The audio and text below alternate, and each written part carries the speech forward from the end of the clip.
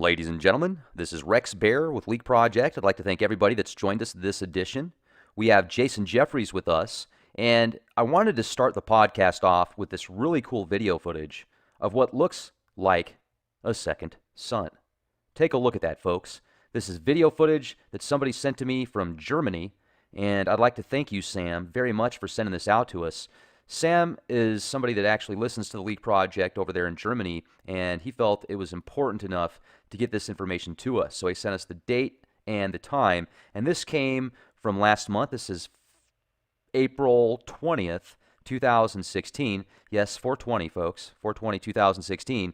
And this is just really cool. I mean, take a look at that. You can definitely see a secondary sun there. So do you think that's lens flare? Is that a sundog, clay pigeon, concentrated swamp gas? Is that Project Bluebeam? Are they just trying to mess with our minds with holographic technology? I don't know, but it's pretty darn cool nonetheless. Now, Jason is going to describe to us the information he's compiled of what he feels is the orbit of Nibiru, Wormwood, Planet X, the Red Kachina, the Winged Destroyer. Now, he's got texts and data not only from the Hebrew version of the Bible, but also texts from China and South Pacific. So he's going to bring together a plethora of intel for us. And also, towards the end of the presentation, I'm going to show you some recent photographs that were sent to me by somebody of the name of Jason as well that lives in California. Some of the best photographic evidence that I have seen to date of a second sun. So stay tuned, folks. And remember, we actually had a disconnection situation twice. We were disconnected twice during the beginning of the Skype call, and we've kind of had to put it back together. So we'll continue where we left off. Stay safe and be the change you want to see. We've been disconnected now twice, ladies and gentlemen, and Jason's been able to get back on with us. Now, the first time we got disconnected, what happened was when he logged back on, his hotspot had a different name, and it also said that you were shut down for until 6 a.m., right, Jason? Yeah. Okay. I called Comcast, and they said I was shut down until 6 a.m. in my area. And now it still says I'm connected to number 2 for whatever reason. And you don't have a number 2, you said. No. That's really weird. Yeah. Now, for those who've heard of Project Stingray, there's certain technologies out there that can spoof either cell phone towers or Wi-Fi spots, so the person that puts those up can actually get all the information that's transferred to and from that specific area. Now, I don't know who's listening to these conversations or why, but this is very strange indeed, because this is the second time we've had to upload this, and it's not like we're talking about anything that's classified, so this is very strange. Now, this chart that you've put together, Jason, I think this is very interesting because when we got disconnected before, what we brought up was the approximate 360-year timeline where these cataclysms take place about every 360 years. And this correlates with Gill Broussard's work, where, as I said before, he's taken texts and information from all over the globe, even Asia, and it talks about how these catastrophes happen approximately every 360 years. So walk us through the information that you've put together, if you would. Well, you get a chronological order. I'll go ahead and start with that and just do my own pointer up because I forgot to add 2 into this one. But you got Noah's flood, and I'll just do this breakdown of this real quick. And after that, you had 364 years after that, between that and the Tower of Babel with Sodom and Gomorrah, which was 2016 BC. And then after that, you have Joseph of Egypt, which is the second recorded biblical pole shift, I believe, in 1793. And that was 192 years.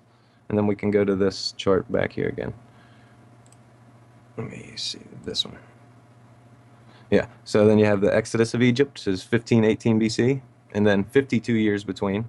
And that, I believe, is because at the same time, we believe something hit the planet Ceres and destroyed it, and basically made a third of the asteroid belt. And I'll bring up a picture real quick to kind of correlate with that. Should be at the bottom of my thing. Yeah, right here. There's the asteroid belt. There's Ceres in orbit, and this shows you where their distance from the sun is. It's directly between Mars and Jupiter. So if something passed between Mars and Jupiter, it would have hit that if it was, lined up right. And that's why the asteroid belt in Ceres is there. Ceres is a third of the size. It looks almost like an asteroid. It's uneven. And then they've confirmed that about a third of the material in the asteroid belt's made up of it. So that's another compelling thing. So that's why the orbit could have been slowed down to 52 years. And I have another little diagram here to kind of show that. Just in a basic, quick way, you have the object would have hit something, made a 52-year orbit, and then the next time it would have came out in 131 and 336, and then finally get into its normal orbit again. We do this with satellites and all kinds of things. It's a slingshot technique. We just use Okay. gravity. Just basic. People can look that up, and they know all about that. So just gave a basic diagram. And we'll go back. And then you can see, like I said, Joshua's long day, third recorded pole shift. There's like a 16-hour day right there, or 12-hour day. I'll go back into this all in detail, like I said. 131 years between things. Job's troubles, he had meteorites and crazy stuff happen then. 336. King David and King Saul, they had plagues and people dying and just lots of things going on, destruction at that time too. 360, Jonah warns of this thing coming in. They see a big red thing in the sky that was 50 times the moon, basically, the way they're like describing it. And the Hezekiah sundial, that's when the sun went down the steps 10 steps and went back up the steps and then back down the steps 10 steps, the shadow. 352 years after that, the second temple of a guy. We'll go more into that later here in a minute. 362 years later, Jesus dies, and the sun's blocked out for 3 hours, if you guys remember, before the Feast of Passover, which is a full moon and can't be a lunar eclipse. So, or a solar eclipse from the moon if we have a full moon. Now you put a graph together on that too, didn't you, to show Yeah, that? yeah, I could show that. I thought that was pretty interesting because that puts a reference point on it for people to look at. Yeah, There it so is. it says, now from the 6th hour of darkness fell upon the land until the 9th hour. About the 9th hour, Jesus cried out, my God, why have you forsaken me? On Passover, it's celebrated on a full moon. Jesus was sacrificed on the eve of Passover, so the moon isn't physically involved in this at all. It can't be. And because you can't have a full moon and have it eclipse the sun, that makes no sense. That's the light source that's making the full moon full, so it can't block it out from our perception. It just makes no sense at all. So you would have another object, so I just call it Nibiru, put it in front of the sun, and then you'd see how the shadows would affect from our perception. You'd get one curved around this way, one curved around that way. So you have a 3-hour dark spot here at about that size, and it's not all actual size, but that's why the moon would turn blood red, like they reference in the Bible, and the sun would be blocked out, because this object's big enough and close enough to block out the sun from our perception, and it'd obviously be bigger and probably closer to us. This is just for reference to fit on paper. And I just put on there, kind of about the artifacts, about the Nebra sky disk and things like that. So we can go back to the other graph here again. So Jesus was sacrificed, and there you go. 284 years later, Constantine sees a cross in the sky, and says, "Go forth and conquer," in this symbol, like something like that. It's in Latin. I can go show you my references in a moment. But yeah, he sees a giant cross in the sky above the sun. 395 years later, there's a Mayan drought we see, and the end of their civilization, basically.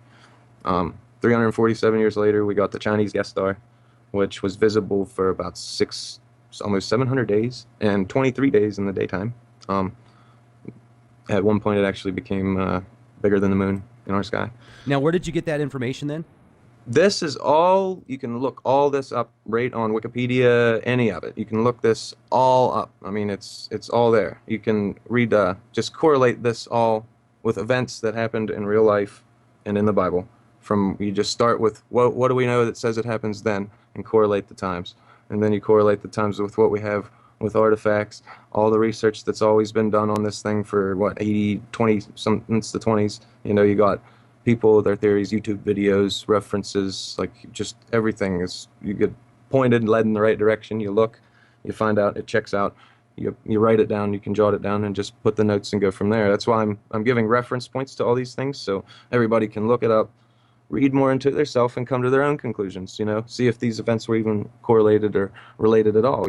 I'm just putting that there's obvious things happening every so often, and I may be doing it in my benefit, to kind of, maybe I'm seeing a pattern that's not there, I don't know. But the Chinese guest star, that's the really big one, because it's a supernova that was seen in our sky for 700 years, or for 700 days almost, and 23 in the daytime. It became bigger than the moon.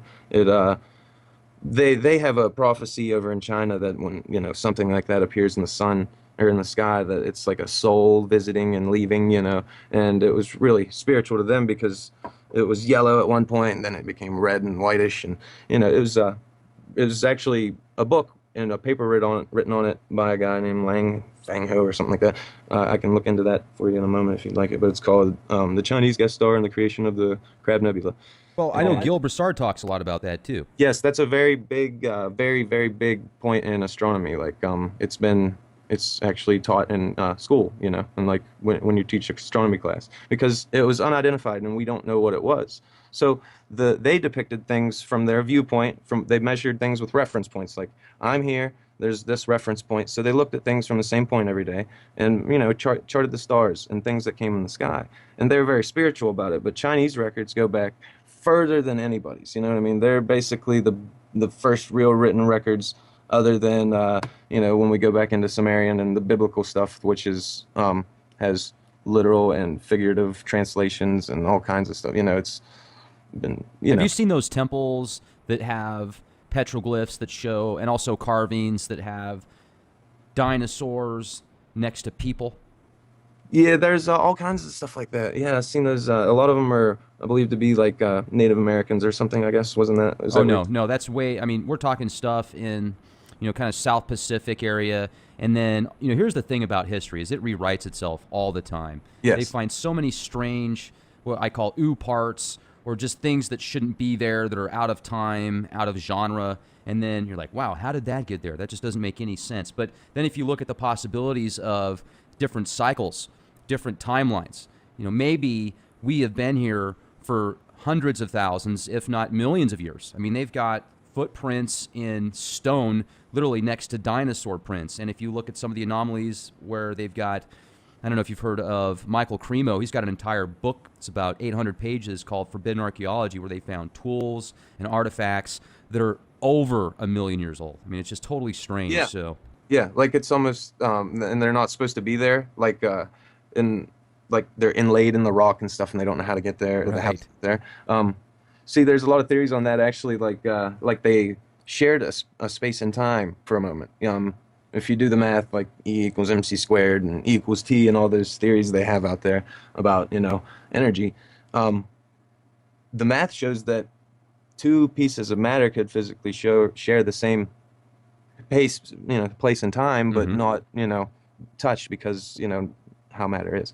Well, and So another thing too, and I just want to interject this real quick if I can, because I've often wondered if there's been this reset that just continually, every several hundred years, whenever civilization gets too much power and influence and doesn't keep balance and harmony within the world for whatever reason, maybe this reset could possibly be Planet X. yeah, it's like a natural way. Like when you look at our universe and our solar system in particular, a lot of things stand out and shouldn't be there. Like NASA themselves said it'd be easier to explain the moon isn't there than it would be to explain it is, because of how it perfectly blocks out the sun and its Mm-hmm. rotation always facing us like a satellite dish. It just doesn't make sense. So a lot of it's too perfect. It's almost like something set something up that it almost is like a self-cleansing fish tank, you could say. Yeah. And it's always around the math. Like I said, the 360.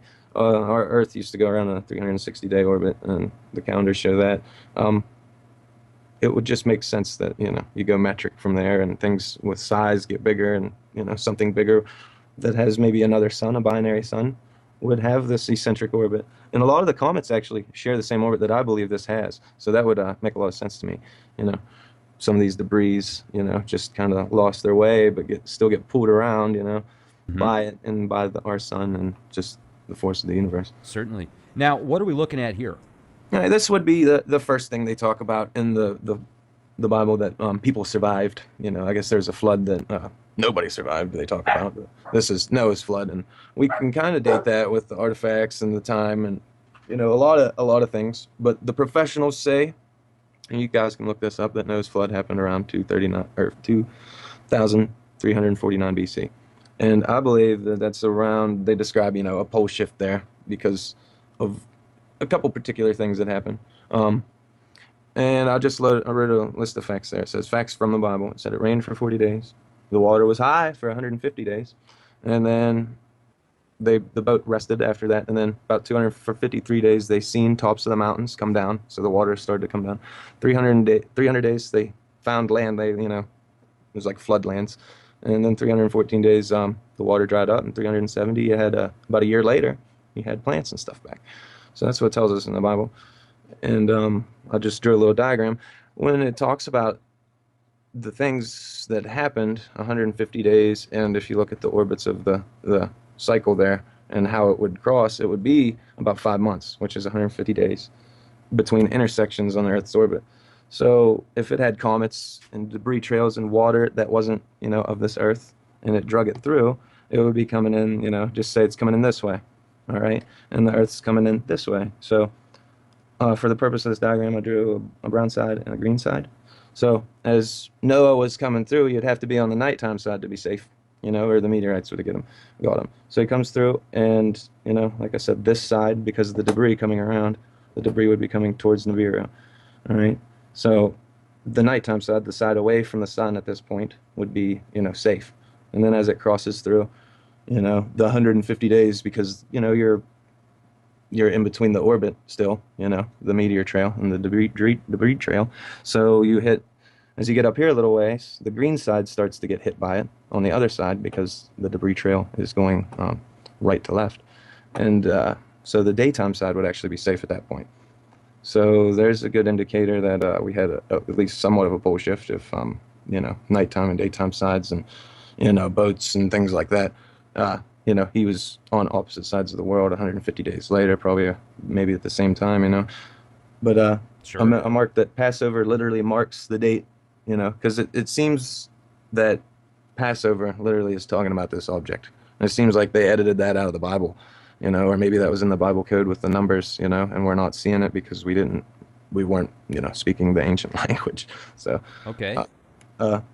just I got some Bible verses there, Genesis 19:23, and this was about Sodom and Gomorrah. This was the next part, 364 years later.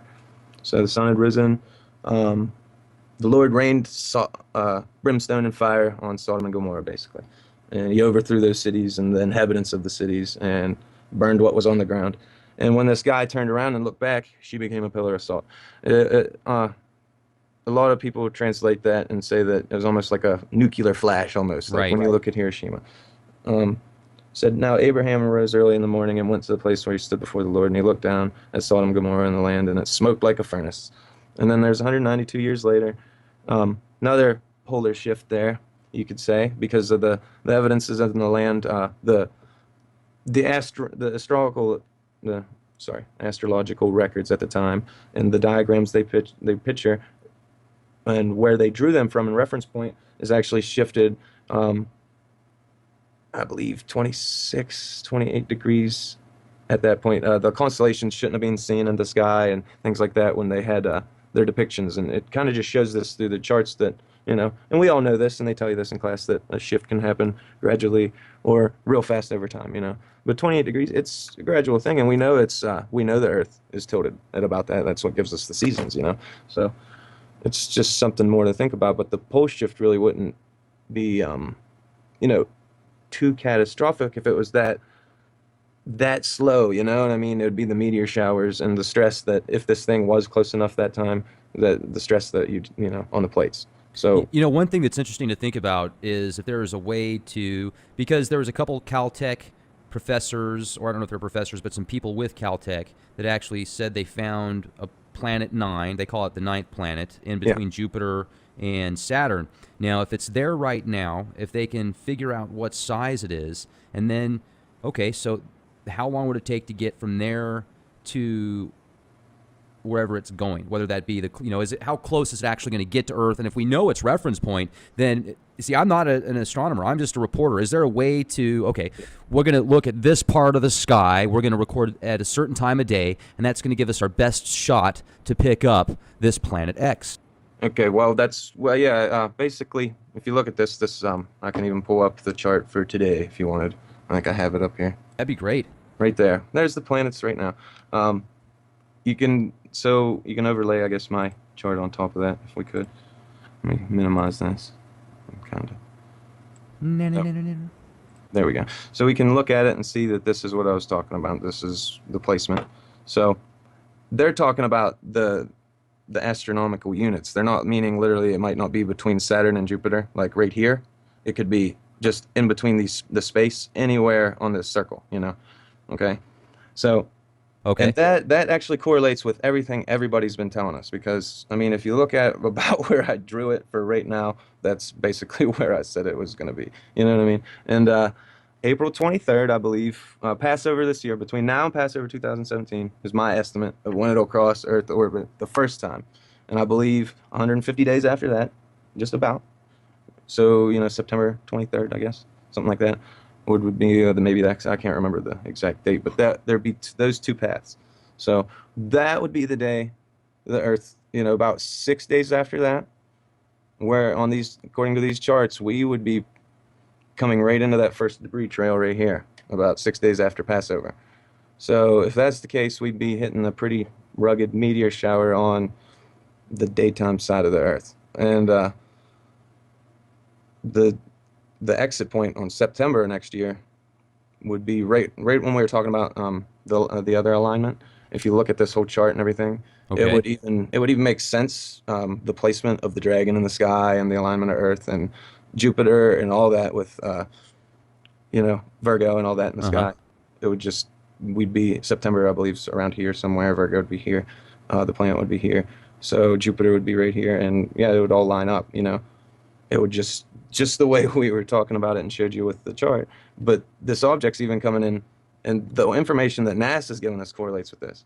And if they're kind of solidifying that it's there for us, you know, they're letting us know. They're not telling us that it's on the approach. Um, Crossing orbits, you know what I mean? And when you look at this, I think, let me show you right here. I got it up. So if I pull up the comets. All right. So if you look at where the comets are there, and that actually makes sense that there would be another sun, you know, somewhere probably to the right, I'd say, in our perception of North America, where we are in orbit with the sun right now. It'd probably be to the right if it was filmed in North America, you know, and maybe to, I'd say the south, you know, probably 26, you know, a couple degrees to the south and to the right, you know, and that'd just be my guess, you know. But right here in the center of this, you can see how these comets concentrate this way. And you know, like I said, that little ball of ice. I mean, if people know about physics and stuff, what's making that little ball of ice come around and just swing around the sun and then go way back out here, but make a turn and come back in? There has to be something in the middle making it turn. You know what I mean? There has to be another orbit pulling it in. The sun's not going to pull it in sharply way out here. You know, so there's something in here, you know, perturbing and making these things orbit. So that also means there's objects out here, you know, near Leo and Aries. You know, there's definitely a cluster and concentration over here, you know, of objects too. But Mm-hmm. it all correlates. The data, like I said, it just correlates with what we know and the facts. So, I mean, I made a diagram, like I said, so you could kind of see where to be looking in the sky type stuff. And like I said, it my guess from the charts would be to the right of the sun, maybe below it, you know. So as the sun would rise, you know, it would kind of stay in the same spot of the sky, possibly, you know what I mean? Just depending on the curvature of, you know, what part of the, how high the sun is in the sky, you know, because the curvature of the Earth and that throws a lot of stuff off with the atmosphere and kind of refracts and makes things look bigger, like I was telling you before, like those images those people think are, you know, huge planets in the solar system when they only see them on a camera. You know, they Mm-hmm. didn't see it with their naked eye, but they take a picture and they're like, oh, look at that huge planet. It's like a photo, you know, like a projector you see in school. Well, and another thing too is there was a photo that was presented to us here at the Leak Project where it looked like this giant red moon or planet or anomaly on a sky cam, or it was actually not a sky cam, it was just a webcam. I think it was Italy or something like that, you know. And this Yeah, thing just looked huge, and I'm thinking, wow, that's why isn't everybody seeing that? And then many people would say, well, it's because of the infrared or whatever. Well, you know what? I saw some other pictures after like that kind of I think what happened was the person that sent me this picture either had access to the other ones and didn't want to send me the other ones with it, or he didn't get them till afterwards. But I actually got access to a few other photos that looked like they were taken just right after that specific shot, if you're keeping up with what I'm saying. yeah. And you know what it was? It was a big freaking spider. Oh It yeah. was a red spider because Oh you could see the legs over the lens. yeah. That makes total sense, you know. Like, Yeah. So the one shot you're going to get, you know, oh wow, that looks like a freaking red sun, and then red orb. yeah, and then the next thing it's got these freaking legs on it. You're like, wow, that's a big cosmic spider. No, Yeah. it's a spider on the camera. Yeah. I mean, you gotta use your discretion, like you always say, you know, and stay neutral. Don't assume that it's fake. Don't assume that it's real. Research, you know, just look into it. You know, Yeah. especially if it strikes you. You know, that's why when people on your comments, you know, told me, hey, you kind of have, you know, a misunderstanding or this and that. I didn't want to disrespect their religion. And when I say I'm not religious, that means I don't follow a religion. That doesn't mean I don't have a God or understand what maybe a God is to me, or I'm not, you know, spiritual in any way. That does not mean that, you know. Absolutely. People assume what they want, you know. And I'm a truth seeker, so I'm not gonna say, yes, this is my religion or this and that until I know the truth. When I find out the truth, then I'll commit. Okay, and that's all I can say, and that's my choice. So, Hey, good for you, man. Don't assimilate. Do what you feel is right. I think everybody's got their own path, whether you're a Christian or you're agnostic or you're atheist or you practice hermetics or you're a Muslim. It doesn't matter. I mean, what matters is, where is your heart? Where is your conscience? Where is your essence, folks? What are your actions? What are your intentions? It doesn't really matter what color your skin is or what religion you practice. I read some of these comments where people think they're just high and mighty, yet they're so judgmental, and they talk about how you need to be saved, and they're the ones just judge. You know, doesn't the Bible specifically say, judge not and not be judged, essentially? Yeah, they're completely missing the message. It's almost like that's been planted there in their mind to actually follow the one thing that they're supposed to not, you know. It's almost like Satan leads their church anymore, and I'm not saying that in a rude way, but just look at the obviousness, you know. Well, they're look sitting at in, like, gold thrones over there, you know, literally, with children starving on the world. I'm pretty sure Jesus said to give all your possessions away and stuff like that, be a man of God, not sit in a gold throne and let people starve, you know. But in $1 million churches, things like that, it's they're subjecting you so your mind isn't open, you know. These books were here, they just edited them, so don't get the facts twisted. Try to read the facts, you know, and remember that Hebrew language was, their letters were their numbers, so they had things that you could call geometria or whatever like that. It would be an equation in numbers and letters, and that's where I get these numbers. A lot of the numbers that I get are actual numbers in the Hebrew language and not written out in letters. Okay, they specifically designated them as letters or numbers instead of letters. Like I showed you in the last video, they'd spell out 712, this, that. But when they came to 1026, you know, they spelled out 1026, you know. And I believe, you know, April 23rd is the beginning of that. And Passover next year is the beginning of that, you know, 126 days, maybe 6 days after. So maybe April 30th. We should maybe have a meteor storm. That's something to look out for.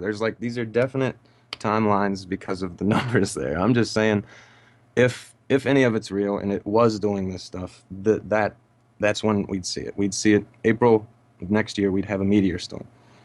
Possibly this September, if it crosses earlier, then, you know, if it crosses just a little bit earlier, you know what I mean? Maybe September's the entry point and April's the exit, you know, or vice versa. April's the entry and September's the exit. We don't know, but that'd be 150 days about, and that's just my guess, you know, like I said.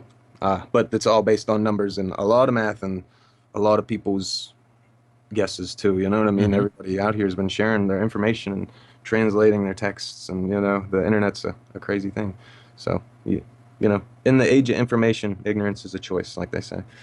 So. Oh yeah, and that's another thing I guess we need to let our, well, you know what, I don't even think that we need to give any more attention to these people out there that are leaving the majority of these comments, because I've noticed there's a few people in particular that are trying to stir the pot, and I think there's a few professionals out there that are literally trying to push people's buttons to get them to go after them to where they can take it and use it against them. There was actually a guy that was pushing the buttons of one of our listeners on a specific, and here's another thing that I find fascinating, Jason, is the Planet X videos get attacked more than anything. I mean, whether it's a 9/11 video or something on any other subject, it seems like this one in particular just gets nailed. It gets attacked, and it's very interesting. But there's a few people in particular that I've been keeping my eye on that they're really good. You know, I mean, they'll Yeah. use certain verbiages and keywords, and you can tell they know what they're doing. They're like paid provocateurs or Yeah. provocateurs. So be careful, guys, because they'll spin you, and then they'll take that information and use it against you. And if you go back and retaliate by making a stupid comment, like there was somebody that posted just a stupid comment on the channel, and I took it down as soon as I saw it. But the person he sent the comment to was trying to get that type of response out of him, and then he goes back and says, "Hey, I'm going to take this information and send it in to the, to Big Brother. So have fun in Nazi California," is essentially what he said. And it's like, man, you got to be real careful out there. Yeah, you That's definitely do. why I've thought before maybe I should just take these comment sections down. But it seems like when I do that, the people send me a bunch of emails saying, "Hey, we want to see what people have to say about this." So I do my best to just keep it as civil as possible. So keep it civil, folks.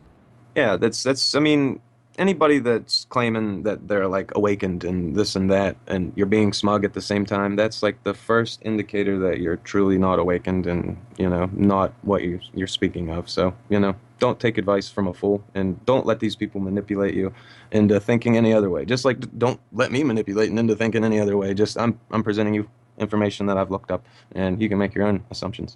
Exactly. Make your own decision, folks. That's what the Leak Project was designed for. That's Question what- everything. it's news that people don't want to talk about. Exactly. So to pick up where we left off there, 275 years after that, where were we? The Joseph of Egypt, the things we were talking about. It was well, I'll get more into that actually. So Joseph of Egypt had a plague, 7 years of famine and drought and all this stuff, and then they had somebody had a dream. This was Genesis 37:9. Then he had another dream, and he told his brothers, "Listen, the dream. This time the sun, the moon, and 11 stars were bowing down to me." And that's the actual first time they talk about the moon. So I thought that was something key to touch on too. They never talked about the moon in the Bible until that point. So there you go. 275 years later, Exodus of Egypt, 1518 BC, partial creation of the asteroid belt, like I showed you.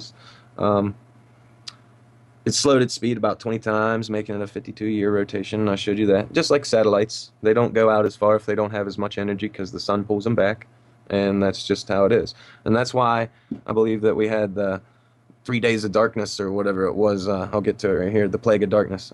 Stretch out your hand towards the sky, the Lord said to Moses. And so darkness spreads over Egypt, darkness that can be felt. So he stretched out his hand, and darkness covered Egypt for 3 days. But Israel had light for 3 days. Says that, I mean, plain as day. So that means the Earth's rotation stopped for 3 days for whatever reason. And that would be because if something came that close, we'd actually be in the plasma field of that big object as it's roaring through space, and we would kind of be considered like part of that object as it's going by, So we would lose our rotation. We would start spinning as fast as it does. It'd kind of be a dead zone for us. And then that can be scientifically proven. I mean, it's just the idea of the debris trail behind it, or a comet or anything. Then Joshua's long day. That's 52 years after. Third recorded pole shift, because I wrote some facts down. We can look historically and see that 350,000 men army gathered in 1455 BC. So that's 11 years before this. Okay, and we can look that up historically and see the Assyrian army had that many men at that time. Okay, not biblically. So there's 11 years difference. Nibiru, they said something appeared 50 times in the sky. It was like seen this big thing in the sky. And the kings of the enemy's hidden caves, and their rotation slowed for Israel. It slowed, so Israel had a longer day, and China had a longer night. And if you look at the Chinese records, they said that they recorded as a long night. You can look that up on Wikipedia, the long night, Chinese, whatever, history books. And Passover correlates with this again. 2 to 3 hours after that, a meteor shower happened in the Bible that discusses it. And I believe the pole was shifted again around that time. Just twisted a little bit, like I showed you with the last diagram. Here, I'll show you again. And this one right here. See? I believe it's coming in at a slight angle underneath and just giving us a tug and spinning the Earth just a little bit as it comes around. So that's why, we have our tilt, I believe, and where the minor pole shifts are coming from every about 4 times this comes through, maybe every couple thousand years, And you can look back in the magnetic information in the lava and see that too. So, like I said, all this stuff you guys can look up on yourself. I'm just giving you starts, places to look and maybe see. Tell me if Hmm. I'm wrong, and kind of help us correlate all this data because it's a lot, a lot of stuff. And after that, they fled Israel down. I'll read the Joshua 10:11. As they fled down the road before Beth Horon and Ezekiah, the Lord hurled large hailstones down on them. More of them died from the hail than were killed by the swords. And then 130 years, 131 years later, I forgot to touch on something. I put it up here. I put it actually later, but it shows that the Lord struck 150,000 of these people dead in the army. They woke up dead or whatever from struck them with meteorites, and apparently that army was destroyed around that same time. Historically, like I said, that many men were there, and historically, about half of them died Hmm. a couple years later. So you Okay. can look that up. The Assyrians. 131 years later, we called it Job's troubles or whatever you want to call it in the Bible. The book of Job, his message. But all kinds of stuff were happening, like the donkeys, and people were attacking. It was like total chaos and anarchy. Donkey? Donkey. But the Chaldeans and camels, they were all, the crops were getting destroyed. People, the winds. It says the four corners of the house were struck with wind, and it collapsed, and there's rocks falling from the sky, all kinds of stuff. 336 years later, you had King Saul, King David, and they had the Lord smite them with famine and disease and stuff like that. And if you think about it, if these things are bringing, space debris and things like that, especially comets, we call them like extremophiles or whatever. They can live in the upper atmosphere and actually transition, like the seeding theory. That's where maybe some of these famines and plagues pop up from. They could literally just come from, we're not used to it because we're not immune. And it'd just be a simple organism, really. It could be anything, common cold. But or mold even. Just mold that kills our plants because they're not used to it. Um, I went another one. He got to choose between being attacked by his enemy for 3 days, or yeah, 3 days, or 3 months of famine, or yeah, what was it? 3 years of famine, 3 months of being swept away by your enemies, or 3 days of the sword of the Lord. And he chose the God, because he thought God would be, you know, merciful, or whatever in that sense. But that shows you another plague and bad things, like struck around, that time. So it's just the Bible's telling us this. Uh, Let me see here. 7 years of drought, and a lot of bad things happen then. So I mean, that could show you, possible pole shift or something getting close. And like I said, they had plagues and uh, the wrath of God, whatever that is. The meteorites. They talk about that a lot, so they could be figurative or realistic. I don't know. 358 years later, it's almost to its natural orbit again. I said that's the magic number in nature. You see 360 a lot. Jonah's warning. That's the destruction of the Assyrian army. I wrote it there in the Hezekiah sundial. It said Jonah obeyed the word of the Lord, and he went to Nineveh. Nineveh was a large city. It took 3 days to go through it. Took a day going through the city, saying 40 more days, and Nineveh will be overthrown. And they believed him, and they fasted, and they put on sackcloth. They prepared, basically. Okay, so they saved their food and all that, and the rich people even did it. So 40 days would be a good heads up for seeing this thing come. About 40 days you would start seeing it, and you'd start seeing it get big, especially if they're not chemtrailing the sky and trying to obstruct your view with God knows what technology or whatever. We understand that. Chemtrails are for conspiracy theorists, dude. They're not real. Yeah, I see them every day though, and they're No, always in the they're northwestern just sky. contrails, man. You don't know what you're talking about. It's swamp gas. Northwestern sky, usually northwestern part of the sky, usually maybe northeast of the sun. It's kind of I mean, all those X patterns, and all those checkerboards, man. they're always It's there. not real, okay? I mean, it's just it's concentrated swamp gas, and it's I don't know. That's what it is. Well, we know we can't see the stars in the daytime, right? But as soon as the sun goes down, we can see them. So that's It's weird how that process. works, isn't it? Yeah, it's photoionization. We're seeing, the air, the atmosphere. So understand that if they just fog up the atmosphere a little bit, you wouldn't see things that are a little bit behind the sun. Okay, it would be like if I'm holding a flashlight in your face and holding my fingers up behind the flashlight and asking you how many fingers I'm holding up, you're not gonna be able to tell. Okay, or I'll tell you to catch a ball while I'm holding a flashlight in your face. That's what we're doing. So I mean, it's working in their benefactor that it's behind the sun, because the sun's very bright. So. block out the sun, I guess, and try to see it any way that you can. Would be the best way, maybe. And like I said, I think it'd be below it and to the right Hmm. if you're in North America. That goes for the opposite anywhere below the southern hemisphere. So you got to remember you'd be standing upside down on the globe and your perception would be flipped. So I'm saying if you're in Australia, it would be above and to the left, possibly. Okay. So, all right, we're going on. And it says, yeah, so he would have seen this thing in the sky for 40 days and then, kind of warned them about it. So they just prepared and, like they always say, they went into the mountains, this and that. And but this is another part that was really, I thought, noticeable. Matthew 16, verse 3 through 4. And in the morning today it will be stormy, for the sky is red and overcast. You know how to interpret the appearance of a sky, but cannot interpret the signs of the times. A wicked and adulterous generation looks for a sign, but none will be given except the sign of Jonah. Jesus left and went away. So Jonah was the crazy guy talking about Nibiru, saying, hey man, 40 days, this thing, we got to prepare. And the rich people even did it. Everybody listened because they could see it, obviously, in the sky is what I'm guessing. Um, and then he said, I will make the shadow cast the sun go back 10 steps. It's gone down, the stair of Ahaz. So the sunlight went back 10 steps. And then you can look another verse, Kings 34, 35, 19, 34, 35. I will defend the city and save it for the sake of David. That night, the angel of the Lord went out and put to death 185,000 in the Assyrian camp. When the people got up the next morning, they were all dead bodies. So he smited them with like fire and stuff and rocks. And there's biblical, I guess, like meteor storm or whatever it was.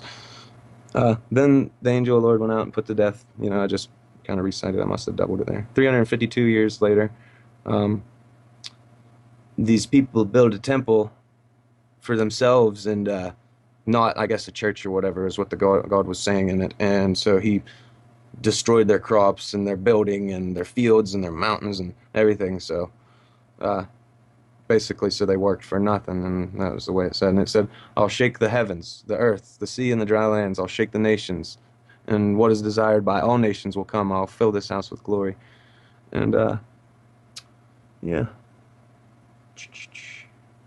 362 years later, it's almost 360 again, so it went undisturbed. That's when the day before Jesus died, so we can go back up to that graph at the top again.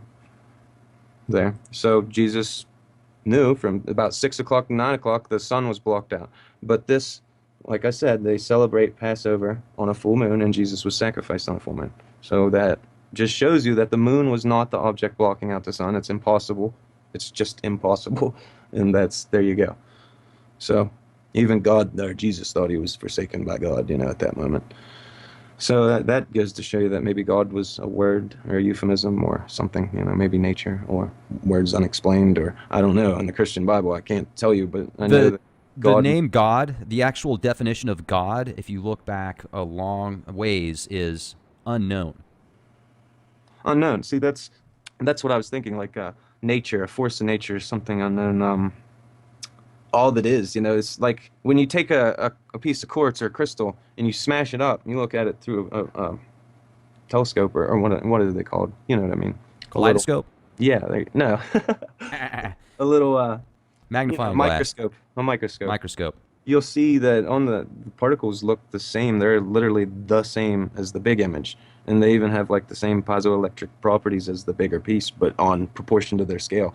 So when you add all those pieces together, they have more energy. And, just it's that in my mind is God. That is the collective consciousness. That is everybody's and everything and the energy and what we all, cycle through us, whether it be through food or the sun or, whatever. That whole consciousness, that would be God in my mind, that collected, life, that in my mind would make sense and fit the bill. We're all So fractals of God at some level. yeah, so like basically when we're made in God's image, that's the same idea as what I was just giving you, smash up that crystal. We're the same thing, just on a smaller scale. And if we all came together and we all have that, collective consciousness and stuff, then we could, be godlike. If we all, imagine if we could all work in tandem and help each other, what could get done.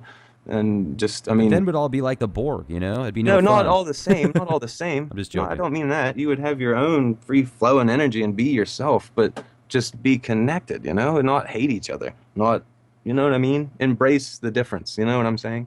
You know, and connect because of the difference. Because I like and specifying this, and you like and specifying that, we come together. We have the skills of both of us because, you know, you did all that for your whole life, and I did this in my whole life. Now multiply that by everybody in the world. Everybody can do what they want, and be unique, and be their self, but still, you know, be helpful. You know what I mean?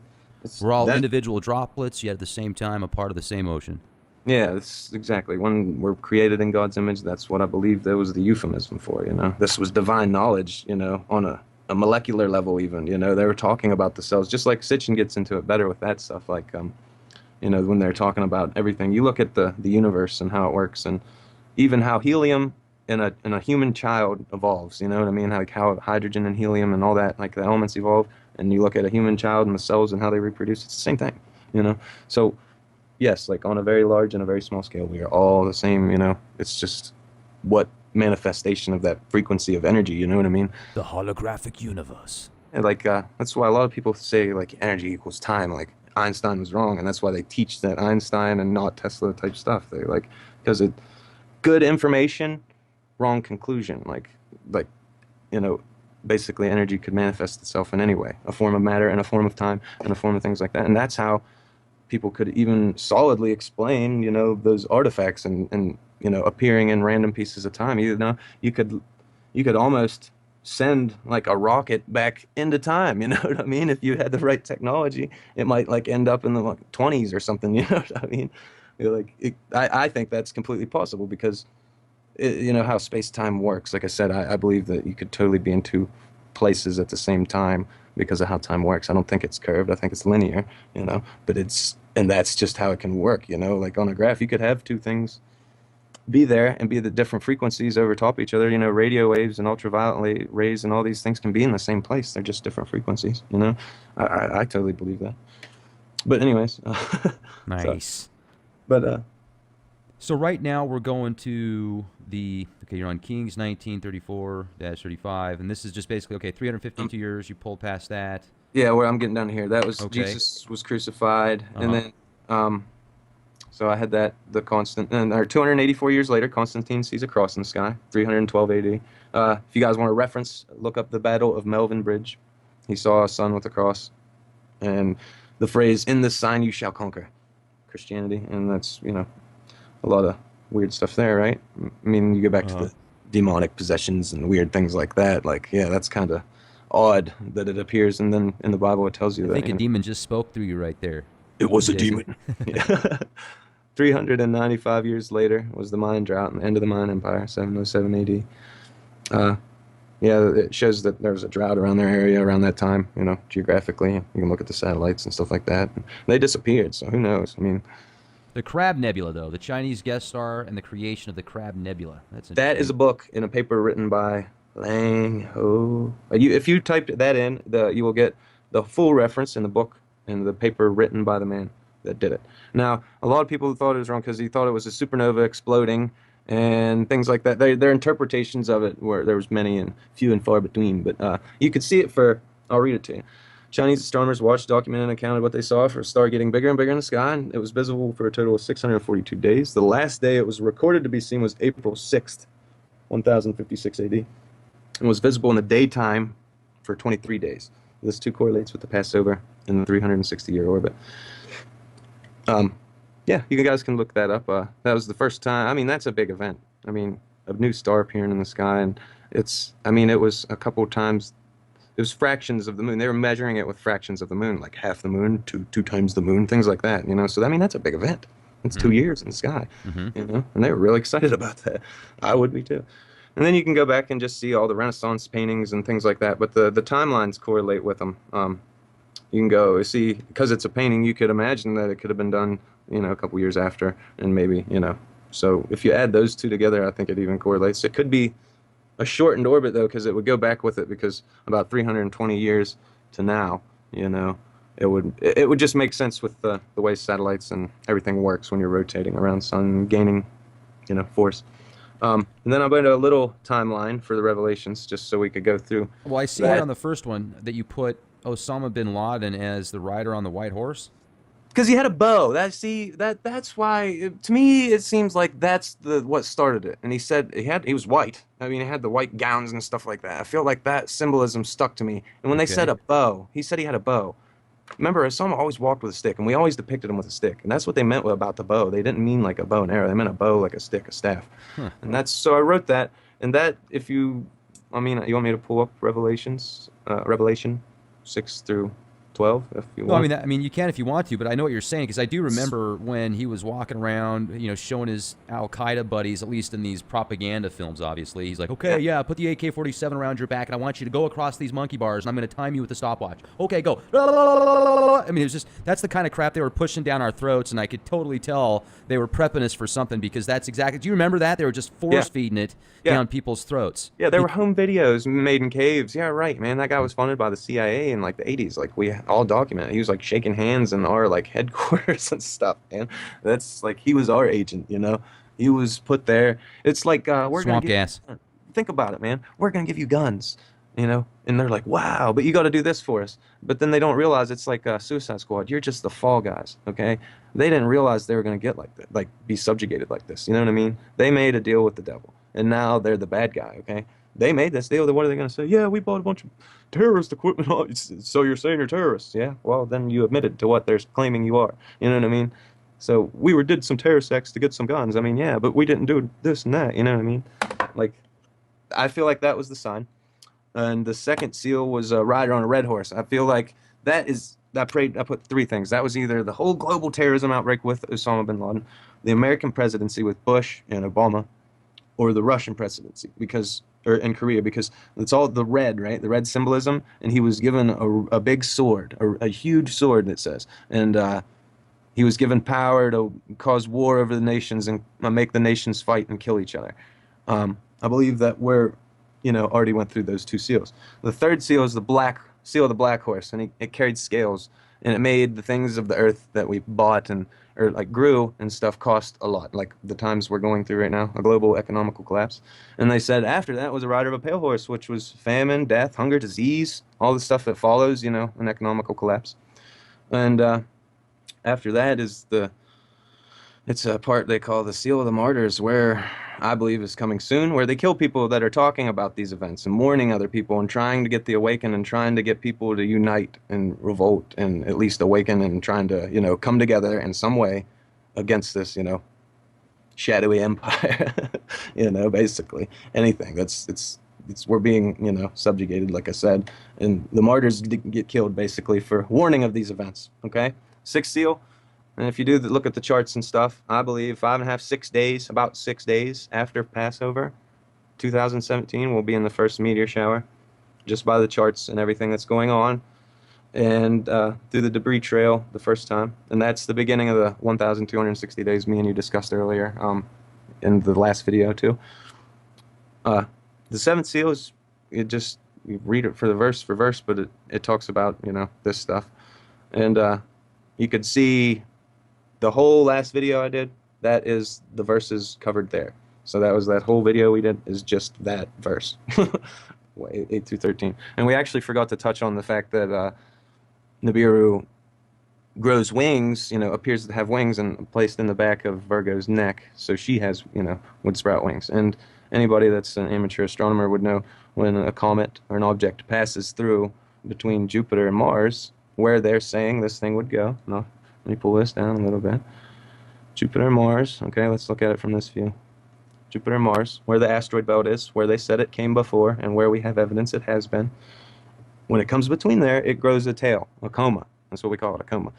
And an object that big would have two of them, it'd be coming off both sides like Hayachi's hair on Tekken, and any objects with it. Right. So I guess that's where it came from. This is a picture of Babylon from above, Sodom and Gomorrah. Saddam Hussein actually rebuilt his temple right here. And this is the Tower of Babel right here. And that was in the Bible too. They said, something about that tower being rebuilt, would be a sign of the end times. And then there you go. Pretty cool. It actually talks about it being sunken in the Bible and gives a description of how it was sunken into the earth and part of the tower remained there until the whole town fell. And I got a close-up image of it here. Sorry. Right there. And just shows you, if you look at it, there's north straight up. at the time, people would they'd build that, north, south, east, west. We've seen that with the other temples. This is called a ziggurat. That's because that's what a temple is over there. And yeah, you can tell that there's about at least a 14-degree, 15-degree tilt right there, from straight up and down the Pac-Man mouth, or whatever you'd say right here, would or right here, whatever side you want to do it on, about 15 degrees. So that's another thing. Here's the Nebra sky disk. You guys can look this up on Wikipedia or anywhere. But they found this, and it was actually looters found this. They found it and sold it on the black market, and then it was finally turned over. So we would have never had this artifact had somebody came clean about it. But it shows their time, the same version of an all sky cam. That's why you get the orientation of the ground over here and the ground over here, the skylines and the ground. See, that's that little impression over here. It's just like when we look at the all sky cam in a circular form, because they were aware they were on a globe looking up, so they gave the globe's perception looking up in reference to where they were with the ground and everything. So there's the moon being partially, and looks, there's 1, 2, 3 stars in between the moon and the sun, and they were saying it was being eclipsed there. They inlaid it with bronze and that. There's a lot of information that we pulled out of that, but definitely a 28-degree polar shift from where the stars are now, and correlation, anything.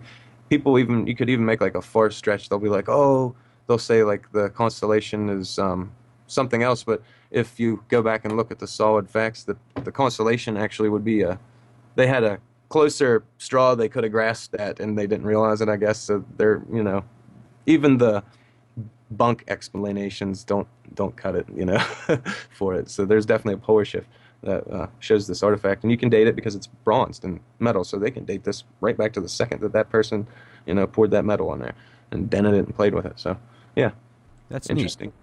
Very interesting. And yeah, so anything else we can go over? And one thing I'd like to show you guys before we close out tonight, and I want to get your opinion on this, is first off, let me share some photos with you. We'll keep it on the screen that it's at here. Just give me one moment. There you go. Okay, and can you see the screen that I'm sharing now?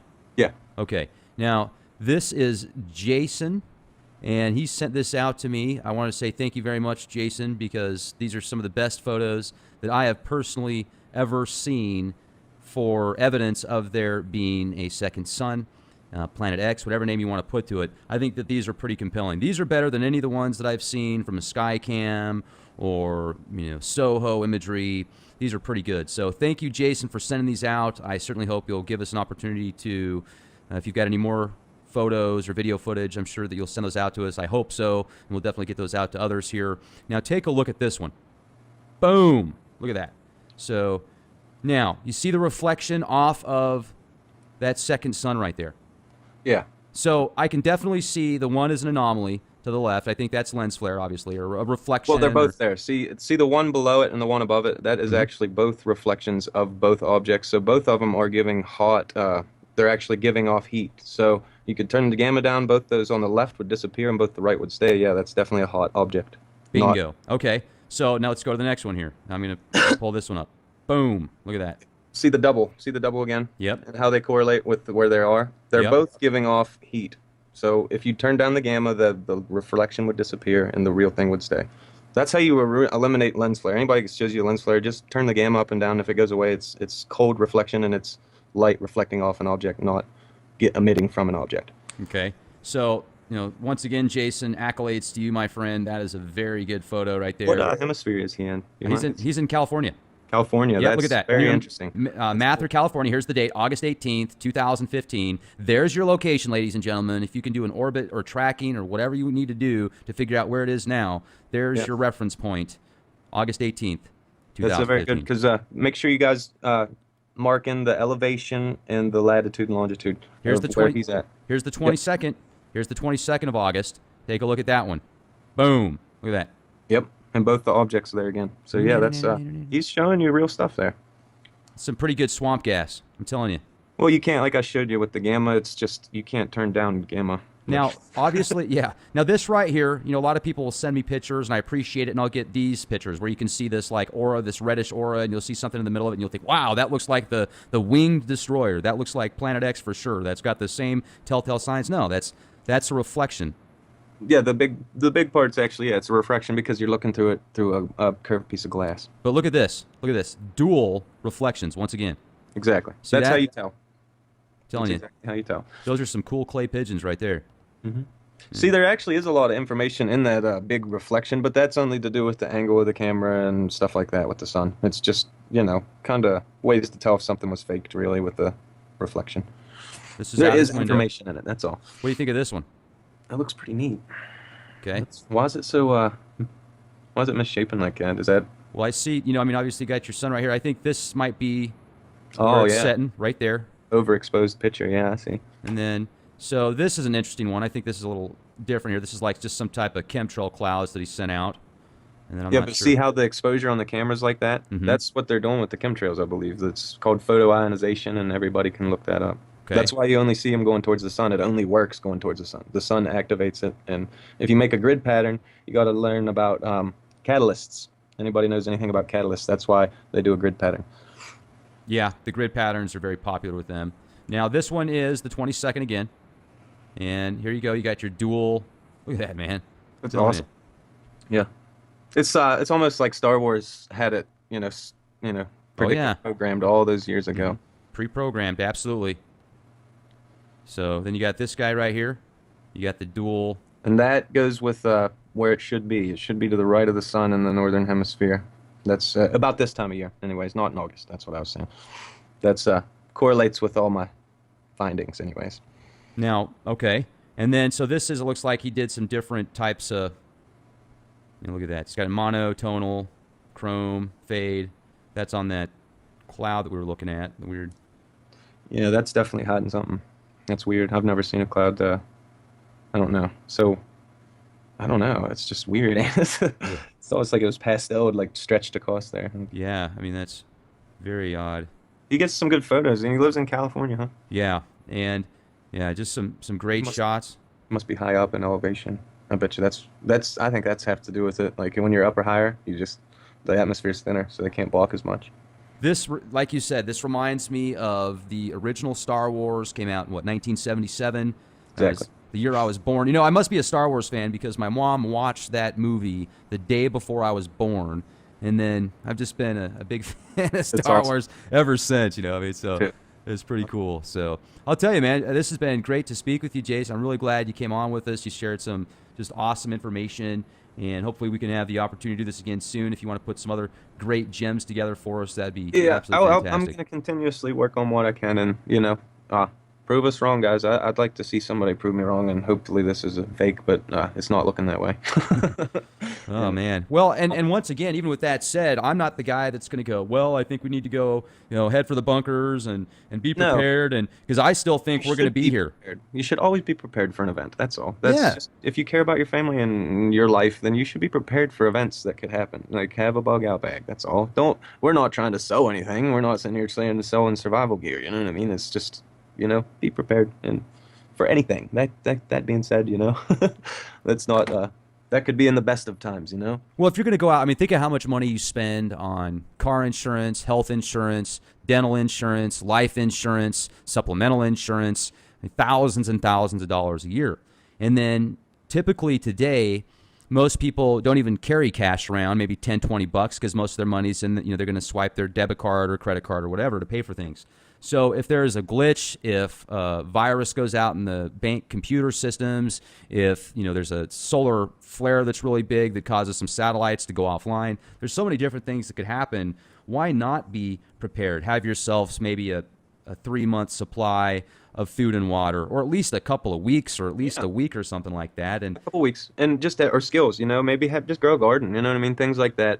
Learn how to can and pot foods and meat like that. You can pot meats and stuff like that. I pot deer meat every once in a while, and that's like delicious. You Oh, can yeah. keep it in the freezer forever, and just things like that. Think ahead, things that you can save. I mean, if you grow it in your yard and put it in your freezer, that's not costing you a thing, just a little bit of time. And I mean, what's that, What comes worst if you have a good spaghetti that night, Oh well, we prepared you to have a good dinner one night. damn you. Yeah. And we had John Michael Greer on with us a while back. He's a very well educated, he's an excellent author. He's written over 20 books, philosopher. He's also, I think, the the master arch druid for the Golden Dawn. You know, he's a very intelligent person, and he thinks that the civilization right now that we're in is slowly going to decline for the next 100 years. 100 years from now, it's going to be a lot more primitive, a lot less electronics type stuff, but eventually it will turn back around. But he just thinks it's going to be a real long, slow process.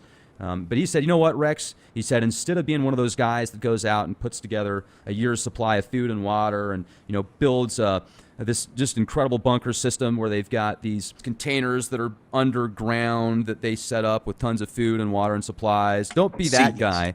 Be the dude that knows how to make beer. Yeah. You know, because if you can make good beer when if shit does hit the fan and people need, you know, you're going to have warlords and these gang members and stuff that are just ruthless, and they can pretty easily break into some people's houses sometimes if they can overthrow them. But if you know how to make good beer, they'll let you do your thing. Hey, man, just make them a good ale here and there. Have a skill, exactly. Have a skill. And even if it's like just something minor like that, you know, like making beer or whatever, you know, you could just literally use it. Like I was thinking, people are like, oh, well, I want to save money, and you're telling us not to save money, and, you know, that's not stimulating the economy and this and that. They need to understand that it's all borrowed fake money, and none of it's really there anyways. And if you do want to be smart and save money and invest in things, buy things like precious metals that you really need to rebuild society, like silver and gold. You know, those things are very precious in electronics and everything else in the world, and their value will never go down. You want to get a hold of some big let me you know, just for you had extra money is what I'm saying, you know, for people that want to do invest. Unless you got a whole bunch of money though, Jason, and I'm not trying to interrupt, man, but as far as the gold and silver thing goes, I have a little bit of the money, don't buy it. Exactly. A different opinion on that. I mean, do you really need bars of gold and silver? No, what I'm saying is that those things are going to be precious no matter what, especially if in the case of like a electromagnetic pulse or something where it fries and melts circuitry. You know what I mean? Like, who knows how to make that stuff though? They're all in China.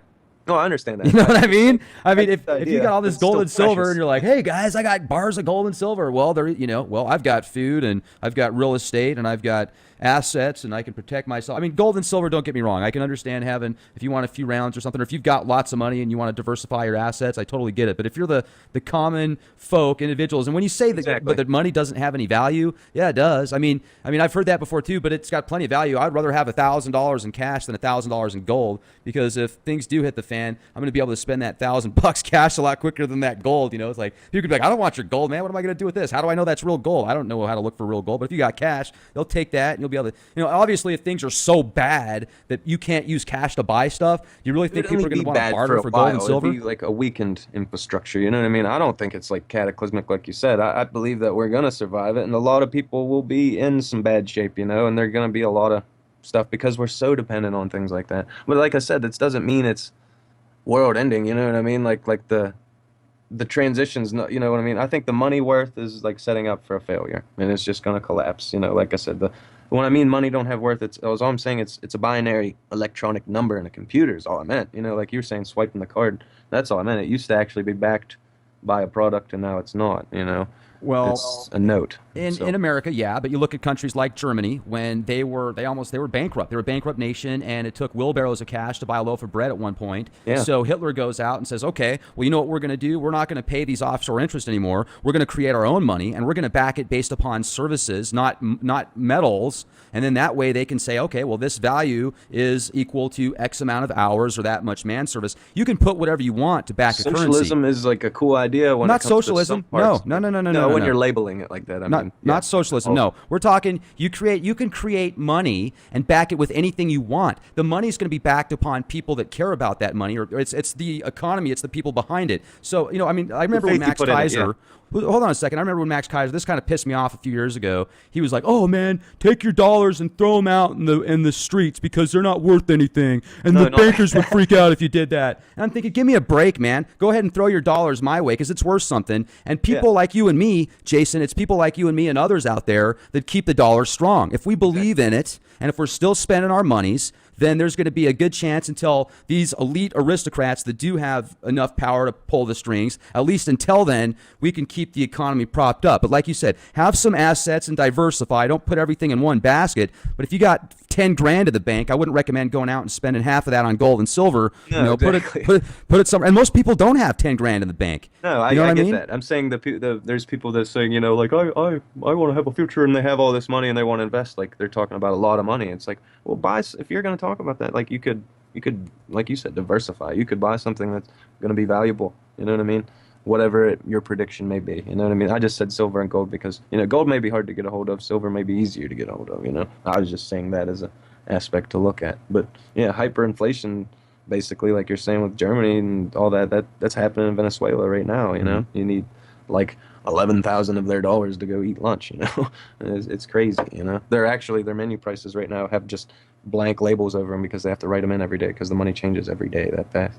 So, like, it's ridiculous. And I mean, I don't get me wrong. Like I said, I understand that, but I don't believe in a federal banking system. I believe that we should back our own money, like you said, with our own source. Because when you're loaning out money on like a 25% interest, that means, just say you're a country, you're Rex country and Rextopia, and you want to make $1 on the federal bank. Okay, here's $1. You owe me $1.25, but there's only $1.20 or $1 in existence. So you always owe me $1.25. You know what I mean? Right. You always owe me that 25 cents. It's the ultimate Ponzi scheme. That extra quarter, you're getting another 25% interest, and you're really just getting fed into the trap more and more, because you got interest on top of money that was already interest.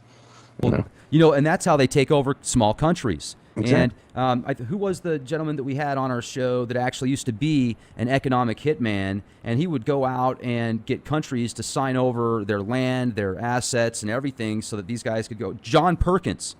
He wrote a book called Confessions of an Economic Hitman, and this guy literally worked for the system. He would meet kings and queens of certain countries. He would meet these, dictators, and basically he would sell them on letting the U.S. go in with their contractors and build roads and nuclear reactors and infrastructure, and few people would really profit big time from it, and they would promise everybody would. And if the person that ruled that country, whether this was an emperor or a king or anybody, if they didn't play ball, guess what would happen next? More. Well, they'd send in hit teams. Oh, yeah. And guess what happens if the hit teams didn't get them?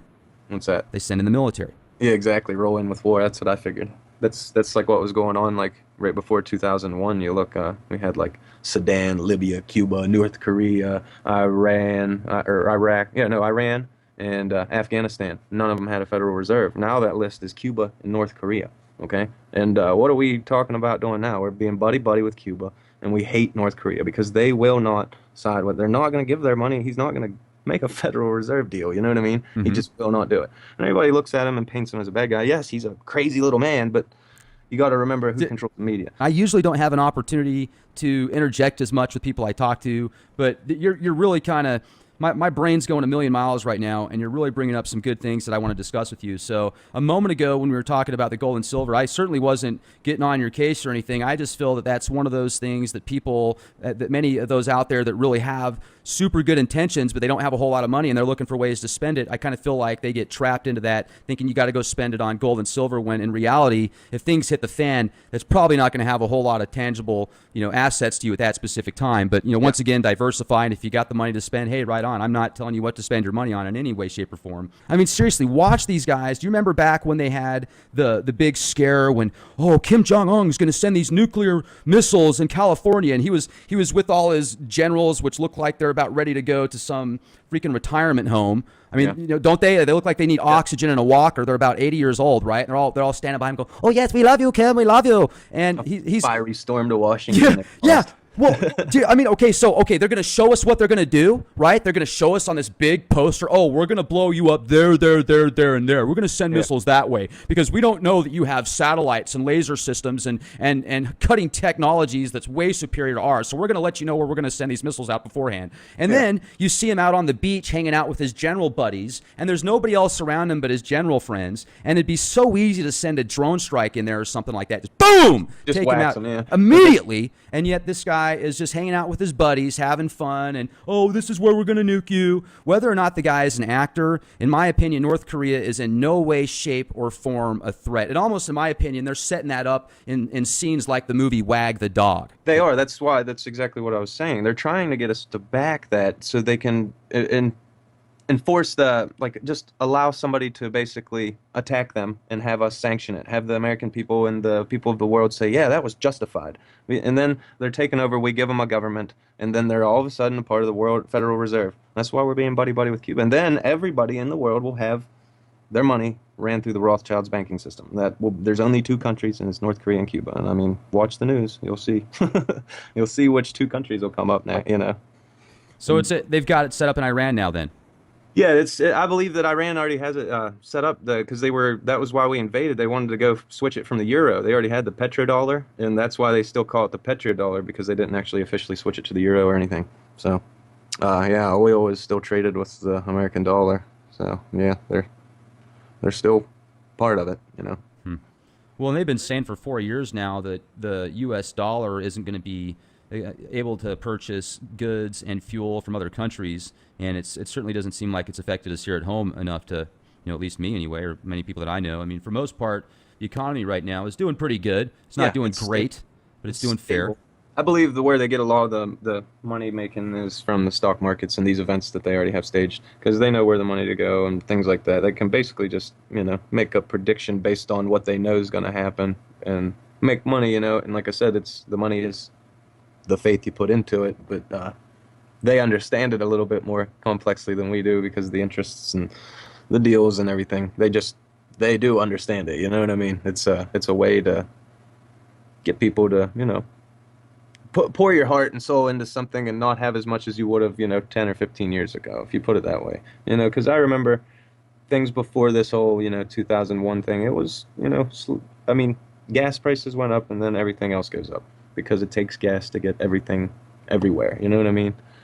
And I just felt like that was the surefire way to manipulate the market, was through gasoline prices, And even if it's just shaving numbers here and there and it's not really hurting us to where we're homeless or this and that, or we just, we don't go out to eat as much and things like that, like you're saying, it's not like really hurting our pockets that much, you know what I mean? It's still there. It's like when one place is doing really good and its neighbor's doing really bad, but they're both like honest, hardworking people, that's a pretty good sign that something's wrong, especially if it's like a whole country, you know what I mean? And that's all over the globe, So, I mean, it doesn't take geniuses to figure out that we need change, but I don't think it's like a one world government with a bunch of evil dictators, pulling the strings, you know what I mean? And maybe a global money system would be like a nice idea if everybody still got to keep their own money systems, Like you could buy into Walmart bucks or whatever this international dollar would be, you know what I mean? But you could still keep your own money, your country's value, you know what I mean? Just like buying tokens or something online, or, e-coins or whatever, you know what I mean? Or a gift card. It'd be the same idea. Why couldn't you do that if you wanted to trade? Just trade it into, a unit that's universal. You could keep your own money and just have an exchange rate. That's all, Makes sense to me. I don't know. Sure. I mean, there's so many cool possibilities. I know that there's a gentleman that's trying to get me to interview somebody from the Venus Project, which is a resource-based economy. And, there's so many different possibilities and opportunities. Sense. I like that idea. I really do. Like, people call it, like I said, people call it socialism. That's so I know, that's like just the label. Like when you're, I don't consider it that. Like you're working in exchange for a good, you know what I mean? You get this much, you're allowed these comforts, this home, this much vehicle, this much amenities for this type of job. And if you want to take on more responsibilities, you can get more comforts, but it's going to take more work and responsibility.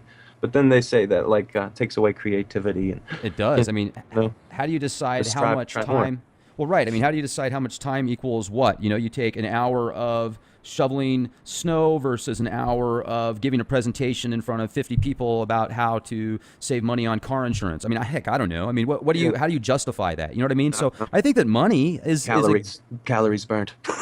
Right. I think money's good. I mean, it's good to have money in exchange, and there's nothing wrong with credit cards and debit cards and ATM machines. And I think that's all good. It's just like, where do you draw the line? I mean, if there's people out there that have $1 trillion, why do you give them, or $1 billion or $100 million? Why do you give them more tax breaks than somebody that makes $25 an hour or $15 an hour? Just, I mean, shouldn't there be some kind of balance there as well for the middle class? Because the middle class used to keep this country propped up so much, yet now it seems whoever's running things behind the scenes really wants to do away with the middle class and have this dystopia type society. Yeah, they don't. They want a vast, basically just a vast leap between the money, and that them have it all, and then give us the little trickle that they want us to have. And they're the ones making the rules and the laws. It's the ones that are in the position of power, like the less deserving and the least deserving of it. The most humble, hard-working person probably knows what the hard-working person needs and would want. Like free healthcare, things like that. Excuse me, sir, may I have another? You think about like you just look at the countries with free healthcare and stuff like that, and how their problems are reduced. It's taken care of with their taxes and things like that. And then the doctors aren't making millions, and people aren't sick. It's just the crime goes down. All of it is, I don't know. The more comfortable people are, the less civil unrest, I guess. Well, I don't think there's anything wrong with making millions, especially if you put 10 years of your life into college and spend $200,000 for an education. I'm not talking bad about that. I'm saying a lot of the doctors will buy MRIs and X-ray machines and stuff like that, and then charge the hospitals every time they use it, and then pay for that thing like 10 times over. Mm-hmm. Instead of, why wouldn't you, all right, just buy that, maybe when you break even, donate it to the hospital. Like break even, go ahead, charge the hospital till you make your money back. That you still donated your money to get them the object. That'd be great, but I don't know. I feel like there's a person in my town, a doctor, that just wrote to the newspaper and took like a Supreme Court hearing in about the Ten Commandments being out front of the courthouse downtown. And this is historic Cumberland. It was actually George Washington set up the courthouse down here, and after the war they were all beat up, and it was before like DC and all that was built. He had his lodge here, and this was like the capital at the time, before DC.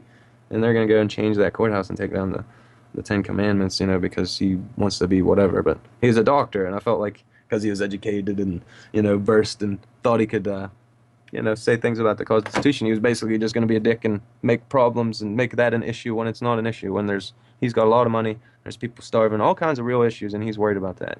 Our area has a drug problem caused by the doctors writing out prescriptions and stuff like that, because we have a lot of bad doctors in the area that just do that. They make money off pain management and people, junkies in the area, basically, wanting their pills. So, and I mean, it's a huge problem in my area, like I said, and I just don't agree with that aspect. Yes, there's a lot of good doctors and things like that, but what, like you said, where do you draw the line? Where are you going to stop being corrupt? What are you going to become, when you make all this money?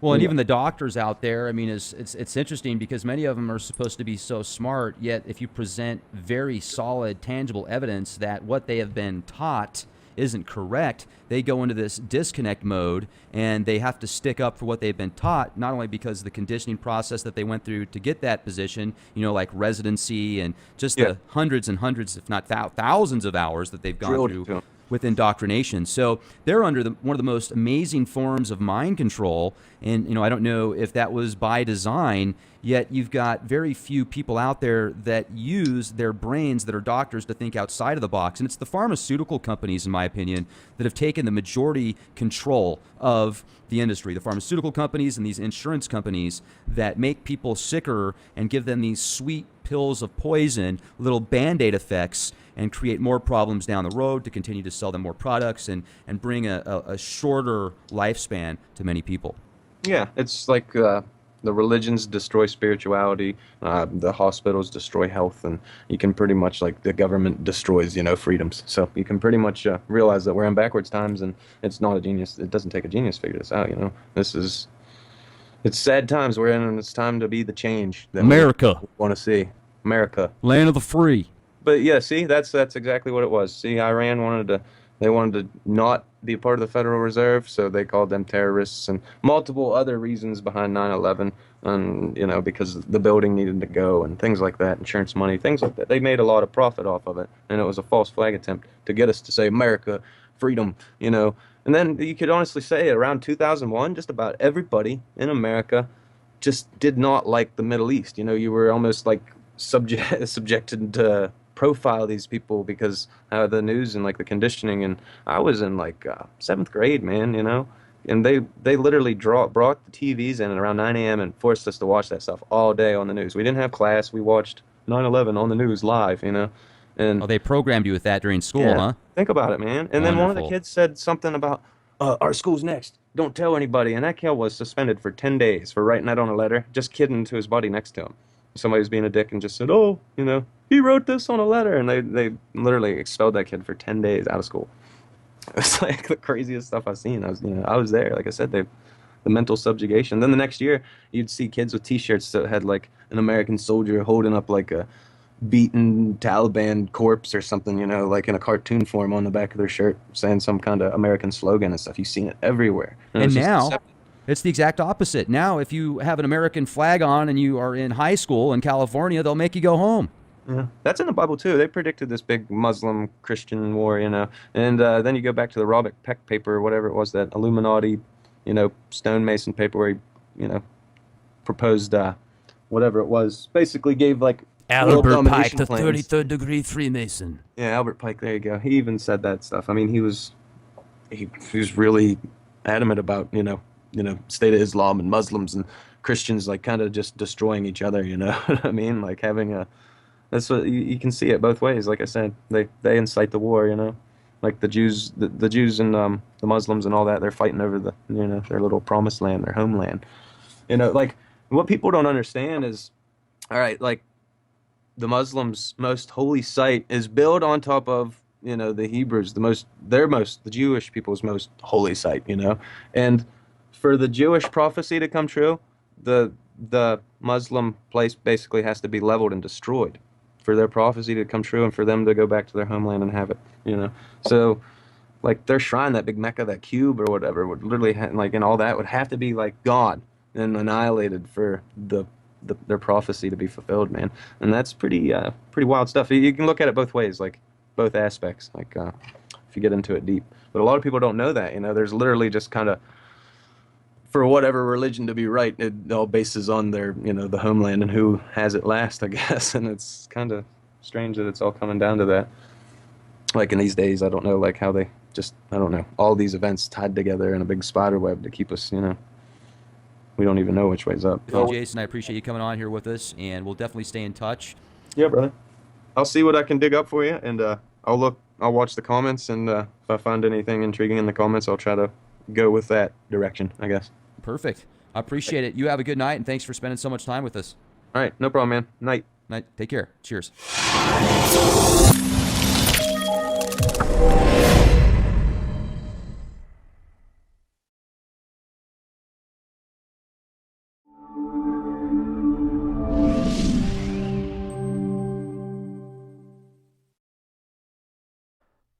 Ladies and gentlemen, this is Rex Bear with Leak Project. I'd like to thank everybody that's joined us this edition.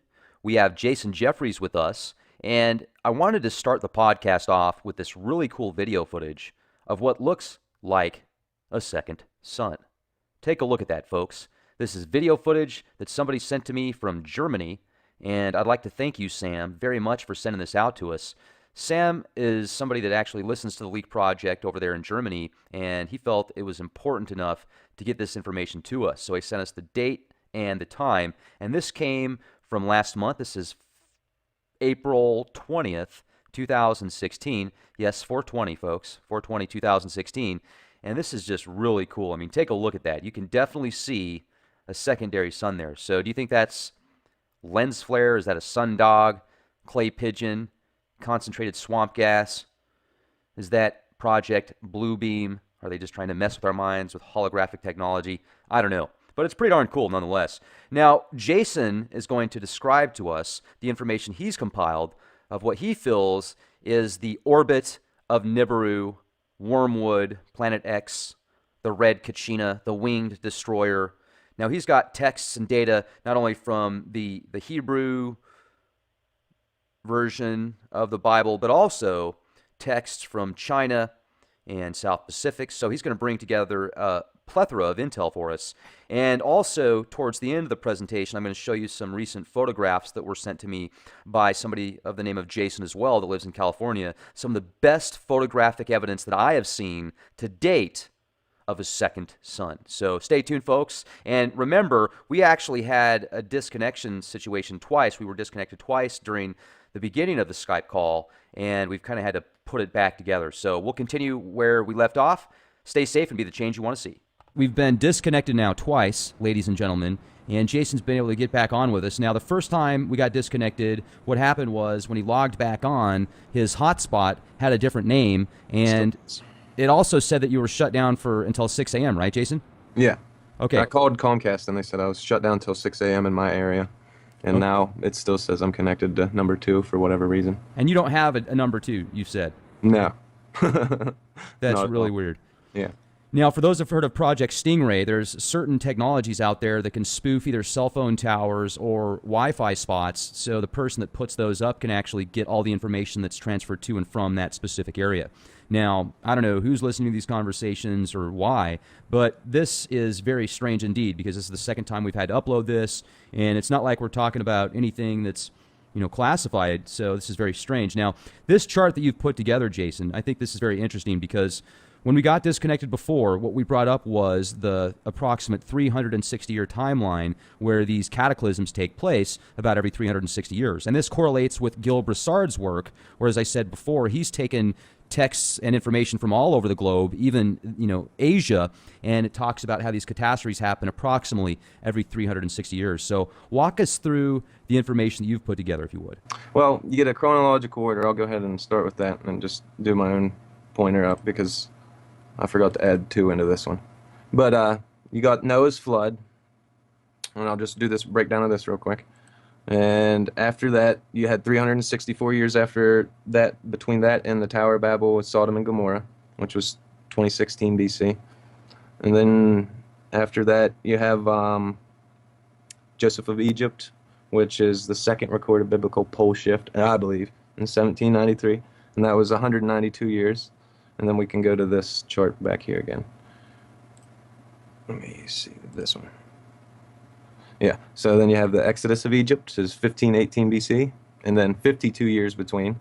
And that, I believe, is because at the same time, we believe something hit the planet Ceres and destroyed it, and basically made a third of the asteroid belt. And I'll bring up a picture real quick to kind of correlate with that.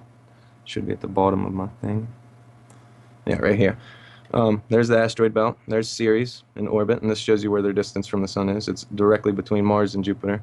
So if something passed between Mars and Jupiter, it would have hit that if it was, lined up right. And that's why the asteroid belt in Ceres is there. Ceres is a third of the size. It looks almost like an asteroid. It's uneven. And then they've confirmed that about a third of the material in the asteroid belt's made up of it. So that's another compelling thing. So that's why the orbit could have been slowed down to 52 years. And I have another little diagram here to kind of show that just in a basic, quick way. You have the object would have hit something, made a 52-year orbit, and then the next time it would have came out in 131 and 336, and then finally get into its normal orbit again. We do this with satellites and all kinds of things. It's a slingshot technique. We just use gravity. Just basic, people can look that up and they know all about that, so just gave a basic diagram. And we'll go back. And then you can see, like I said, Joshua's long day, third recorded pole shift. There's like a 16-hour day right there, or 12-hour day.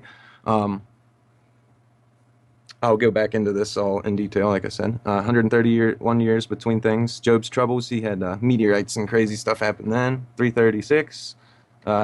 King David and King Saul, they had plagues and people dying and just lots of things going on, destruction at that time too.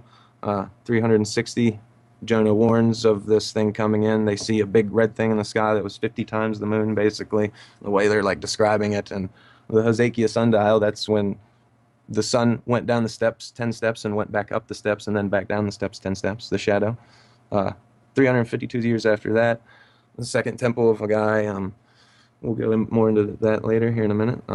362 years later, Jesus dies, and the sun's blocked out for 3 hours, if you guys remember, before the Feast of Passover, which is a full moon and can't be a lunar eclipse.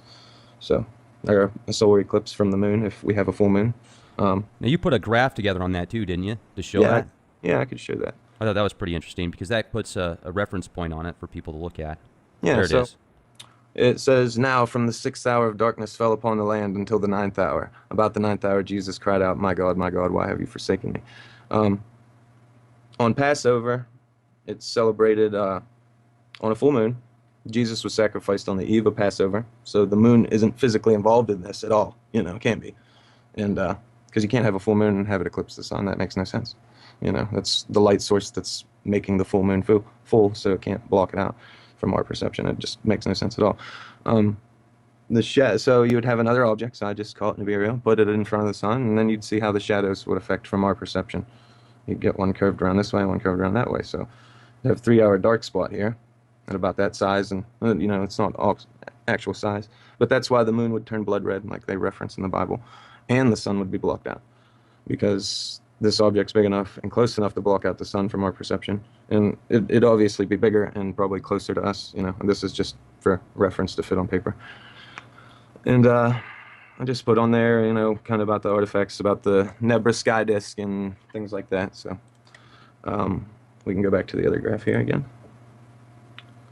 So Jesus was sacrificed, and there you go. 284 years later, Constantine sees a cross in the sky, and says, "Go forth and conquer," in this symbol, like something like that. It's in Latin. I can go show you my references in a moment. But yeah, he sees a giant cross in the sky above the sun. 395 years later, there's a Mayan drought we see, and the end of their civilization, basically. 347 years later, we got the Chinese guest star, which was visible for about almost 700 days, and 23 days in the daytime. At one point, it actually became bigger than the moon in our sky. Now, where did you get that information then? This is all, you can look all this up right on Wikipedia, any of it. You can look this all up. I mean, it's all there. You can read, just correlate this all with events that happened in real life and in the Bible. You just start with, what do we know that says it happens then, and correlate the times. And then you correlate the times with what we have with artifacts, all the research that's always been done on this thing for, 20, since the 20s. You got people, their theories, YouTube videos, references, like just everything you get pointed, led in the right direction. You look, you find out, it checks out. You write it down, you can jot it down, and just put the notes and go from there. That's why I'm giving reference points to all these things, so everybody can look it up, read more into it themselves, and come to their own conclusions. See if these events were even correlated or related at all. I'm just putting that there's obvious things happening every so often, and I may be doing it in my benefit, to kind of, maybe I'm seeing a pattern that's not there, I don't know. But the Chinese guest star, that's the really big one, because it's a supernova that was seen in our sky for 700 years, or for 700 days almost, and 23 in the daytime. It became bigger than the moon. They have a prophecy over in China that when something like that appears in the sun or in the sky, that it's like a soul visiting and leaving, and it was really spiritual to them, because it was yellow at one point and then it became red and whitish, and it was actually a book and a paper written on it by a guy named Lang Fang Ho or something like that. I can look into that for you in a moment if you'd like it, but it's called The Chinese Guest Star and the Creation of the Crab Nebula. Well, I know Gill Broussard talks a lot about that too. Yes, that's a very big, very, very big point in astronomy. Like, it's actually taught in school, and like when you teach astronomy class, because it was unidentified and we don't know what it was. So they depicted things from their viewpoint. They measured things with reference points. Like, I'm here, there's this reference point. So they looked at things from the same point every day, and charted the stars and things that came in the sky. And they were very spiritual about it. But Chinese records go back further than anybody's. You know what I mean? They're basically the first real written records, other than when we go back into Sumerian and the biblical stuff, which is has literal and figurative translations and all kinds of stuff. It's been Have you seen those temples that have petroglyphs that show, and also carvings that have dinosaurs next to people? Yeah, there's all kinds of stuff like that. Yeah, I've seen those. A lot of them are believed to be like Native Americans or something, I guess. Wasn't that? Oh, no, that's way. I mean, we're talking stuff in kind of South Pacific area. And then, here's the thing about history is it rewrites itself all the time. Yes. They find so many strange, what I call ooh parts, or just things that shouldn't be there, that are out of time, out of genre. And then you're like, wow, how did that get there? That just doesn't make any sense. But then if you look at the possibilities of different cycles, different timelines. Maybe we have been here for hundreds of thousands, if not millions of years. I mean, they've got footprints in stone literally next to dinosaur prints. And if you look at some of the anomalies where they've got, I don't know if you've heard of Michael Cremo. He's got an entire book. It's about 800 pages called Forbidden Archaeology, where they found tools and artifacts that are over 1 million years old. I mean, it's just totally strange. Yeah. So Yeah, like it's almost, and they're not supposed to be there. In like they're inlaid in the rock and stuff, and they don't know how to get there. Or they have to right. get there. See, there's a lot of theories on that actually. Like they shared a space and time for a moment. If you do the math, like E equals mc squared and E equals t, and all those theories they have out there about energy, the math shows that two pieces of matter could physically share the same pace, place and time, but Mm-hmm. not, touch because,